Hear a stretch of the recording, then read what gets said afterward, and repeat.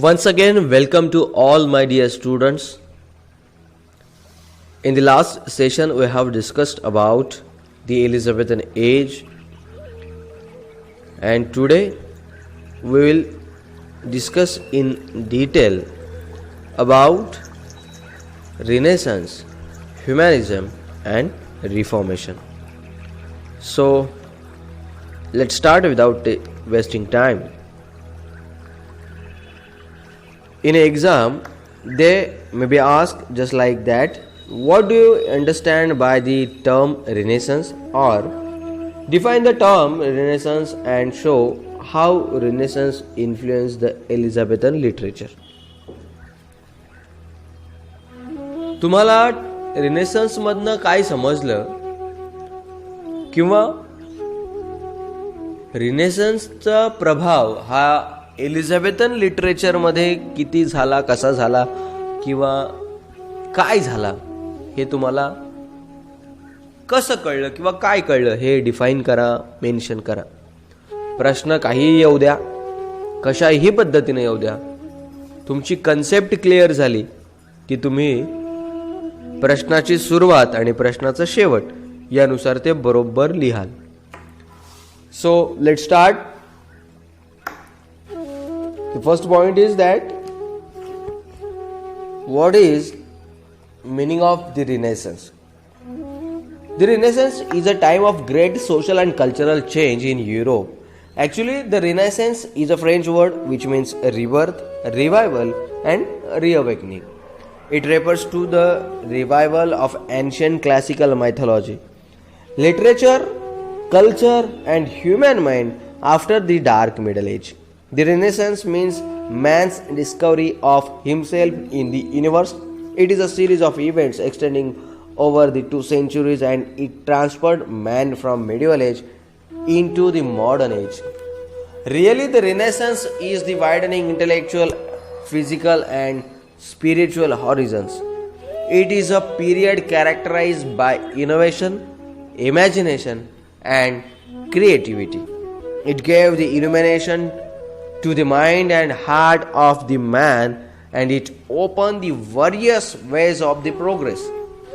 The most notable changes experienced during the Renaissance were in the fields of art and architecture, literature, philosophy and science.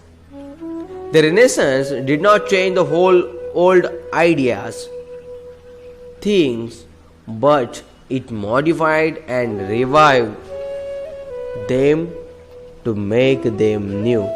So the Renaissance is considered as the dawn of the early modern era.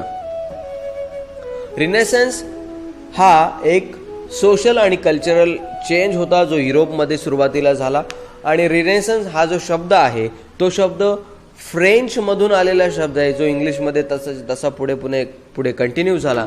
रिनेसन्स याचा अर्थच मुळात असा होतो इंग्लिशमध्ये rebirth, revival, रिअवेकनिंग. Rebirth म्हणजे पुनर्जन्म, revival म्हणजे पुनर्जीवन, रिअवेकनिंग म्हणजे पुनर्जागरण. तर एकंदरीत रिनेसन्स म्हणजे पुनर्जागरण किंवा पुनर्जन्म किंवा पुनर्निर्मिती आपण ज्याला म्हणू शकतो.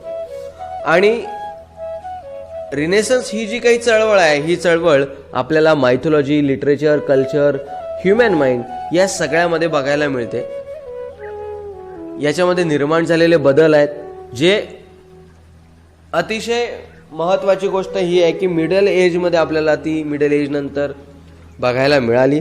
कारण मिडल एज एक प्रकारे डार्क एज होतं, काळं युग होतं, जेव्हा माणसाला माणसाचा शोध नव्हता, माणसाला माणसाची ओळख नव्हती, चांगलं वाईट याची पारख नव्हती.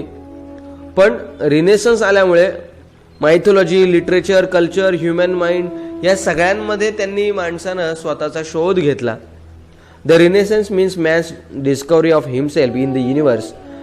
त्यानं त्याचा स्वतःचा शोध घेतला, चांगल्या वाईटची त्याला ओळख झाली. It is a series of events extending over the 2 centuries and it transfer from man from middle age.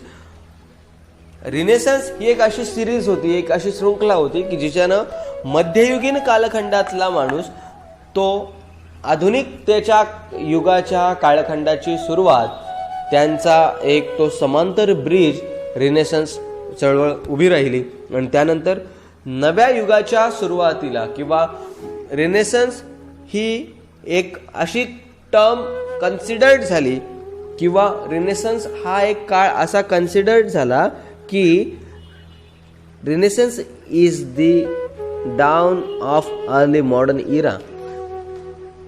आधुनिक काळाच्या सुरुवातीचा काळ म्हणजे अर्ली मॉडर्न इरा जो आहे त्याची पहाट म्हणजे रिनेसन्स. काळ्या जगाचं किंवा काळ्या युगाचा अस्त होऊन एका नव्या युगाच्या सुरुवातीची पहाट म्हणजे रिनेसन्स. यामध्ये आपल्याला इनोव्हेशन बघायला मिळालं, इमॅजिनेशन बघायला मिळालं, क्रिएटिव्हिटी वाढली, स्वतः लोक विचार करू लागले. आणि याचा परिणाम असा झाला की माणसाच्या मनावर आणि हृदयावर एक प्रकारे प्रकाश पडला.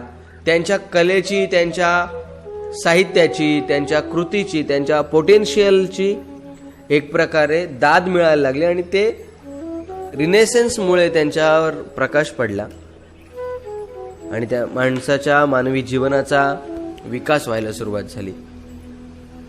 रिनेसन्समध्ये सगळ्यात नोटेबल चेंजेस जर काय असेल तर तो कलेच्या क्षेत्रामध्ये, आर्किटेक्चरच्या क्षेत्रामध्ये, साहित्याच्या क्षेत्रामध्ये, तत्वज्ञानाच्या क्षेत्रामध्ये आणि विज्ञानाच्या क्षेत्रामध्ये देखील बदल झालेला आपल्याला बघायला मिळतो. पण the renaissance did not change the whole old ideas.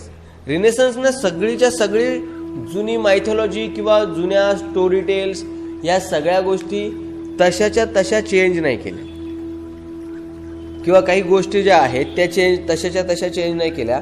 But it modified and revived them to make them new.